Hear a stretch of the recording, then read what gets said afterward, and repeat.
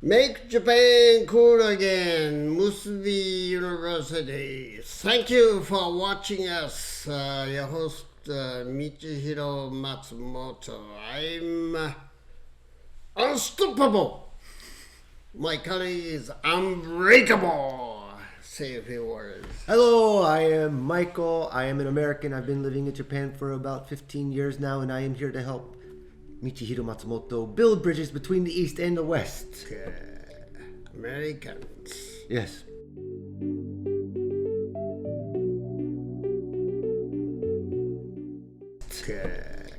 Americans. Yes. What kind of people are they? We are very free, very individualistic. Like bees. Okay. Yeah. Bees go straight like an arrow. Yes. Make beeline home like you. Yes. Very direct. Direct. Yes.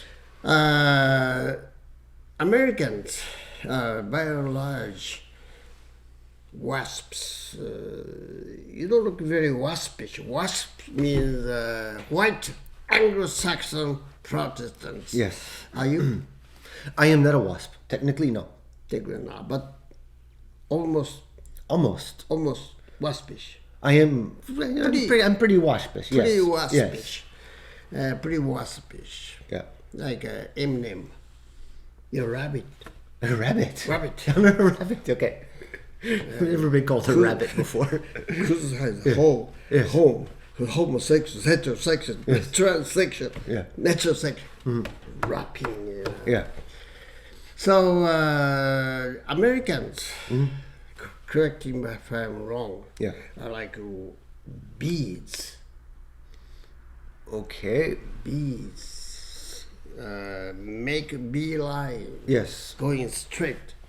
Shoot from the hip. Yeah. Sting you. Yes. And it's in the eyes of beads. Japanese are pretty enigmatic, mysterious. Sometimes when they say yes, they mean no. Yeah. Sometimes they think in the head, their stomach thinks otherwise. Yeah. Does not confuse you? Yes. Have you encountered that situation in the past in Hiroshima or in Osaka? Oh, it's an everyday occurrence in Japan. Mm-hmm. So almost every interaction that you have with a Japanese person, to me personally, I don't know if they're speaking from the gut, if they're speaking from their mind, if what the words they're saying is actually what they intend to say or what they want to say. You are from the touching culture, yes. Hugging each other, kissing each other, you know. Yeah. In Japan is a non-touching culture. Yeah. What happens if you try to hug someone? Oh, you. Whoa. Actually, in my experience, when I first moved to Japan, and I lived in a small town in Shizuoka, and I had a lot of good friends there, mostly from England, and we would always go out. We would go out drinking on the weekends together. Without hugging. Without hugging each other. I mean, there were a couple of females, and you would hug them, and you would get the other Japanese people around you in the bar. They would be kind of looking at you. Stare. Yeah. And if you would try to get a little more physical with a Japanese person, the truth is the Japanese person wouldn't say anything. They wouldn't do anything. They would just freeze. Yeah, they clam up, and they just no one would say no. They're not going to stop you, but you do get this quick sense of But averagely, you're frowned upon. Yes. But nobody mentioned that. No, nobody mentions it. No one says anything. You get cold looks. You get weird looks. Weird looks. No one says anything. That's an ant colony. Yes. You can dig inside. They build a colony. You use the word physical. Yes. The Japanese ants communicate by scent, sense of smell. Yeah. Because the chemistry works. Chemistry matters in our culture. In America, you gotta get physical. Let's get physical. Let me hear your body talk. Hear your body talk. Yeah. Gestures. And ants never show emotions. Do you trust Japanese women when they smile? No. Absolutely right. Yeah. There was a movie titled One Night Jack. One Night Jack. One Night Jack. I Never don't know. You have noticed. No. One Night Jack. Never trust a One Night Jack when he smiles. Okay. When he smiles. Oh, that sends the spine down my chill. Chill down my spine. Chill Down my spine. Because you don't trust when someone is smiling. Yes. That's called enigmatic smile. Yeah. When she or he made a mistake, they smile to cover their embarrassments. Yeah. That have you noticed that? Yeah, they cover embarrassment. That happens a lot. I'll be honest. I see that a lot. Women smile at me a lot. You don't trust them anymore. It's Sometimes the moments when they really have to trust when they smile, whether this smile is just a plastic smile. In Japan we call it business smile, business smile, Yeah. plastic smile, yeah, a fake smile. fake smile, A Hollywood smile. Hollywood. Never had Hollywood smile. I don't know. Maybe I just made that up, but I like it. Yeah. Good, Yeah. perfect. Yeah. Well made. In part, I'll be honest. In part, maybe it's a little wrong of me, in that I don't care. I mean, if someone smiles at me, if they're angry at me, but they just smile at me, if you're just Yeah. gonna smile at me, fine. Then I'll accept your smile. Accept. I'm not going to worry about you being upset with me or anything like that. I'm just going to accept your smile, because ultimately, the reason for this smile is because, as you say, we're ants. Ants. We have to live in harmony with one another. In Japan, everything is about society. So the Japanese, by and large, a group smile, Yes. group think, group cry. Yes. You know, they make a group decision, group think, Well, that's why you have group honeymoons. group honeymoon. Yeah. Groups of honeymooners out traveling the world Yeah, together. That's unthinkable. Unthinkable. It bothers you. Yeah. Yeah. It's like, Group honeymoon trips. I don't want to go on a honeymoon with a different couple, like other couples. To me, I don't quite understand that. It's a romantic. Let's Special shed thing. some light on Japanese group behavior. Yes. When someone laughs, everyone laughs. And someone cries, everyone cries along. Yes. Like in Hiroshima, a bomb was dropped. Yes. And who did it? Americans. But Japan never said that. They put up their emotions and epithets at Hiroshima. Saying 二度と間違いは繰り返しません. We shall never make another mistake. And a judge from India said, wow, what's gotten into you? You didn't drop the bomb, Japanese. Oh, no, sorry. So we will never. That was the Japanese. Japanese, That's, yes. The Japanese said that. Yeah, Japanese said Okay. that. English. So it wasn't the Americans saying, "Oh, we will never make this mistake again." It was the Japanese saying. Japanese said Okay. that, but the translation was the word-for-word translation that bothers a lot of people, including Rabino Paul, judge, and Che Guevara, revolutionary. He said, "Hey, what's going on? You Japanese, fire up!" Yeah. Yeah, so it happens all the time, and meaning that we Japanese made a mistake. And they apologize first. That's a sort of a makura kotoba, pure word. It just, cover up the embarrassment. Yeah. The group behavior. Nobody criticizes that except some Japanese, some non-Japanese. Yeah. You gotta accuse Americans who dropped a bombs. So that's a problem. My translation is not going to use the word we or I or you, but he says, I say it. Yeah. It never happens again. Yeah. It won't happen again. Yeah. That's more logical. Yes. Sorry, I'm late. Yeah. Won't happen again. Yeah. It won't happen. And plus, it's more encompassing. Yeah. It's not just talking about Japanese or Americans. It's like never Blaming anywhere. nobody, blaming the world. Yeah, it should never happen again. Never Anywhere. All right. Do you have any compelling reason to specify the one who did it? In American culture, Noam Chomsky, following his logic, SVO, Yes. and that you gotta have the subject. Is there any compelling reason to pick a subject up? No. For that? No. Glad you said that. No. So my translation is the tragedy. It's unfortunate. There's a lot of casualties, but won't happen again. Accusing nobody. So this pretty much describes the sentiment of the Japanese ants. Japanese used to be army ants, ferocious group playing havoc with the crops all over the world. Yeah, giant red ants. Yeah, yeah, but that scared the hell out of the American bees. Yes. So Americans are basically bees. Okay. Without bees, no honey. No honey, no agriculture, agribusiness. Yes.